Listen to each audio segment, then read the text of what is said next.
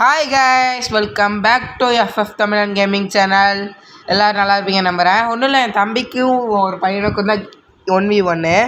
அது என் தம்பி அடித்து ஷார்ட் ஓமனு நானே மிரண்டேங்க. என்னமா அடிக்கிறான், எனக்கே ஒரு மாதிரி ஆயிடுச்சு. அதில் ஒரு கிளிப்பு வருங்க, அதை நான் கடைசியில் சொல்கிறேன்.